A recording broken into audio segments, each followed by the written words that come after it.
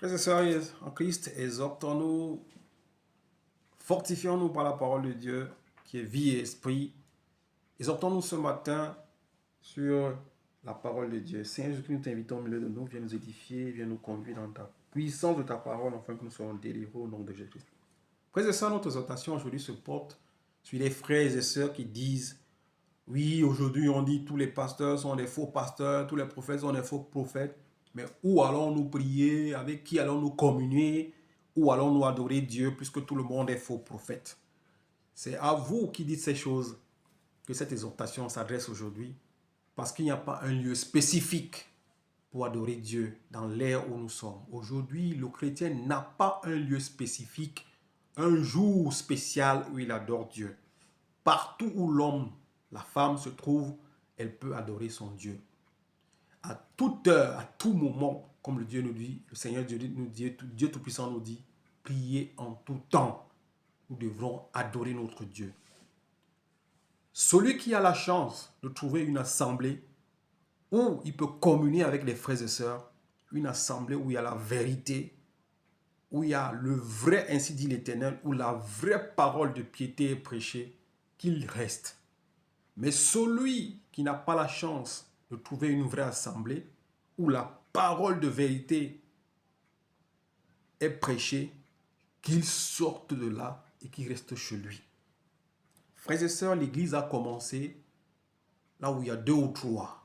Ce n'était pas dans le temple. Quand ils ont commencé dans la chambre haute, c'est après qu'ils ont reçu l'ordre d'aller dans le temple et aller prêcher la vraie parole qui est vie. Si tu trouves une assemblée chrétienne, on ne demande pas aux gens de fuir les assemblées. L'apôtre Paul nous interdit cela. Si tu trouves une bonne assemblée chrétienne où la parole de vérité est prêchée, telle qu'elle a été écrite, reste. Mais si tu te rends compte par les discernements de l'esprit que l'assemblée dans laquelle tu es, la vraie parole de Christ n'est pas prêchée, sors de là. Ne te mets pas dans un joug étranger, parce que si tu te mets dans le joug étranger, le Seigneur Jésus-Christ ne viendra pas t'enlever dans le joug étranger. Tu peux perdre ta vie et perdre ton salut. Et pourtant, tu es un enfant appelé à vivre l'éternité. C'est pour cela que nous disons ceci. Ce message est pour vous. Jean chapitre 14. Seigneur Jésus-Christ vient nous édifier par la puissance de ta parole au nom de Jésus-Christ. Amen. Jean chapitre 4, frères et sœurs, pour commencer notre exhortation. Ne vous fiez pas seulement à chercher les assemblées parce que oh, je suis seul, je ne sais pas comment je vais prier, je suis seul. Mon frère, là où il y a 2 ou 3, l'assemblée de Dieu a commencé. Si tu es un homme marié, tu as des enfants, tu peux partager la parole de Dieu avec ta femme et tes enfants. Si vous êtes 2, toi et ta femme, vous pouvez partager la parole de Dieu parce que la Bible déclare où il y a 2 ou 3 à mon nom, je suis là. Tu n'as pas d'obligation d'aller te retrouver là où il y a une centaine de personnes. Et que ce n'est pas la parole de Dieu qui est prêchée, c'est la magie, l'occultisme et le satanisme qui est prêché. C'est pour ça qu'on vous demande d'éviter ces choses. Parce que beaucoup d'entre nous étions dans ces choses. On n'a jamais rencontré le Christ. C'était que de la chair, c'était des choses charnelles. Aujourd'hui, nous avions reculé, nous avions du recul. Christ n'a pas besoin des assemblées pour que tu le rencontres. Il n'a pas besoin. Corneille, rappelle-toi l'histoire de Corneille. Il priait dans sa maison quand Dieu l'a rencontré. C'est dans sa maison que Dieu l'a visité. Donc ne t'appuie pas du fait d'être dans une assemblée pour communier. Commence à communier même toi-même, en esprit. Comme la parole de Dieu nous apprend, quand tu veux prier, rentre dans ta chambre, invoque-moi dans ce lieu secret. Il faut avoir le secret avec Dieu. Plus tard, Dieu va te conduire vers des gens, si c'est possible, si c'est sa volonté, et tu vas communier avec eux. Jean chapitre 4, verset 19, la Bible déclare: Seigneur, lui dit la femme, je vois que tu es un prophète. Seigneur, lui dit la femme, je vois que tu es un prophète. Nos ancêtres ont adoré sur cette montagne et vous dites, vous, que l'endroit où il faut adorer est à Jérusalem. Il n'y a pas d'endroit spécifique pour adorer.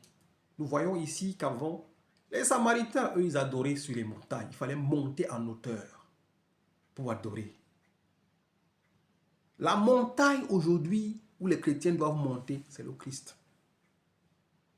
Ce n'est plus la montagne physique. La vraie montagne que les chrétiens ont aujourd'hui, c'est Jésus-Christ. C'est sur cette montagne que nous nous prions. La foi que nous avions en lui nous fait monter sur sa montagne. Le Christ est la montagne. On n'a plus besoin d'aller sur la montagne comme avant. Et vous vous adorez à Jérusalem. On n'a plus besoin d'aller à Jérusalem comme certaines personnes passaient le temps, aller faire des séminaires à Jérusalem pour aller visiter Jérusalem parce que c'est l'endroit saint. Non. La vraie Jérusalem céleste va venir. Cette vraie Jérusalem céleste, c'est la Jérusalem de Dieu. C'est de celle-là que nous attendons. Nous n'attendons pas cette Jérusalem qui est physique. Les vrais chrétiens ne vont plus à Jérusalem pour adorer.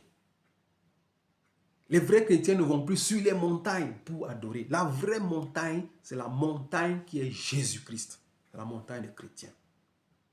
Et il n'y a plus de lieu spécifique pour adorer le Seigneur Jésus-Christ en vérité et en esprit. Je continue la lecture, frères et sœurs, que Dieu soit loué. L'endroit où il faut adorer est à Jérusalem.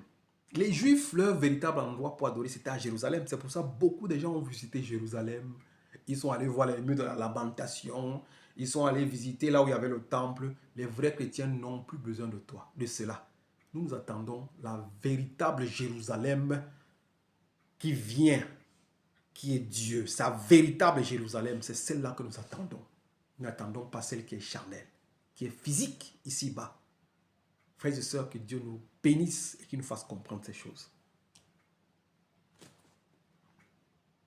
Chapitre 21, il dit, « Femme, lui dit Jésus, crois-moi, l'heure vient où ce ne sera ni sur cette montagne, ni à Jérusalem que vous adorez le Père. » Femme, dit Jésus, crois-moi, l'heure vient où ce ne sera ni sur cette montagne, ni à Jérusalem que vous adorerez le Père. L'heure vient.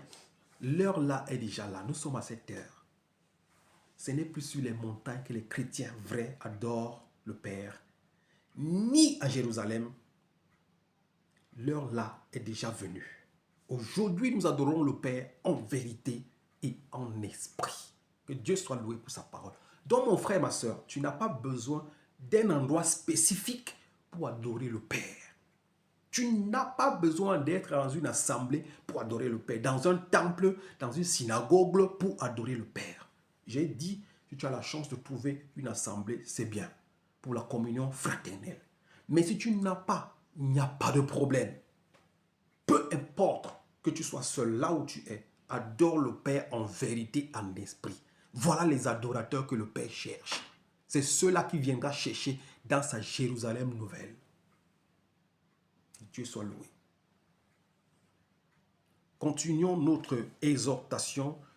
Nous pouvons lire Romains chapitre 2, verset 13 pour nous édifier sur cette exhortation. Romains chapitre 2, verset 13. La Bible déclare, je lis pour la gloire de Dieu. En effet, ce ne sont pas ceux qui écoutent la loi qui sont justes devant Dieu, mais ce sont ceux qui mettent en pratique qui seront déclarés justes.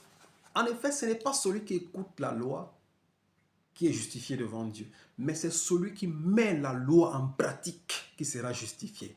Ce n'est pas le fait que tu ailles dans les temples, dans les synagogues, dans les églises, dans je ne sais pas dans quoi que ce soit, dans les assemblées, que tu es justifié devant Dieu. Mais si tu écoutes la parole de Dieu, même si tu es seul dans ton quartier, dans ton pays, tu mets cette parole en pratique, tu seras justifié, même si tu ne vas pas dans une assemblée, même si tu ne vas pas dans un temple, même si tu ne vas pas dans une synagogue, même si tu ne vas pas dans je ne sais pas où, tu seras justifié. Rappelle-toi de Corneille. Corneille, on n'a jamais dit que Corneille allait dans un temple, dans une synagogue. Corneille priait dans sa maison. Et il a trouvé grâce au devant de Dieu en priant en vérité et en esprit dans sa maison. Voilà les adorateurs que le Père cherche aujourd'hui. Ce n'est pas ceux qui vont dans les assemblées où il y a 1000, où il y a 10 000 personnes. Frères et sœurs, c'est dans ces assemblées où il y a 10 000, 1000 personnes qu'il y a des démons et des esprits impurs, où on télécharge les esprits mystiques et sataniques sur les gens. Faites attention, le salut est individuel. Et aujourd'hui, à l'ère où nous sommes, si tu ne te fais pas violence pour prouver Dieu, tu n'entreras pas dans son royaume. Beaucoup sont appelés, mais peu sont élus. Quand le Seigneur viendra, il n'enlèvera pas la foule parce que vous priez ensemble. Mais le jugement, chacun passera devant Dieu pour être jugé selon ses actes et ses faits. Nous pouvons continuer à lire Matthieu chapitre 18, frères et sœurs, verset 20. Matthieu 18, verset 20. Édifions-nous au nom de Jésus-Christ. Matthieu chapitre 18, verset 20. Et ce que la Bible nous annonce ici, Matthieu 18, verset 20, il est écrit, frères et sœurs, que Dieu soit loué. Matthieu 18, verset 20, la Bible déclare, en effet, là où 2 ou 3 sont rassemblés à mon nom, je suis au milieu d'eux. En effet, là où 2 ou 3 sont rassemblés au nom du Christ, il est au milieu d'eux. Tu n'as pas besoin de foule. Tu n'as pas besoin d'une grande assemblée. Commence avec ta femme. Si vous avez des enfants, inclus tes enfants. Si le voisin vient, ouvre ta porte. Si l'autre aussi vient, ouvre ta porte. Voilà l'église de Dieu. Communiez dans l'esprit et dans la vérité. Et Dieu va descendre au milieu de vous par la puissance de son Fils, notre Seigneur et Sauveur Jésus-Christ. Que Dieu soit loué. Nous pouvons retourner maintenant dans Jean chapitre 4 pour finir cette exhortation, frères et sœurs. Il n'y a pas de Dieu spécifique pour des vrais adorateurs.